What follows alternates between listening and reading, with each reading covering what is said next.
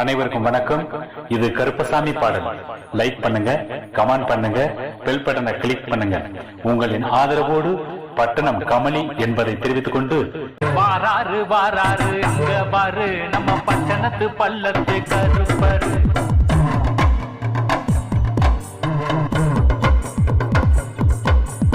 வாராரு இந்த வாராரு வாராரு வாராரு அங்க பாரு நம்ம பட்டணத்து பள்ளத்து கருப்பரு.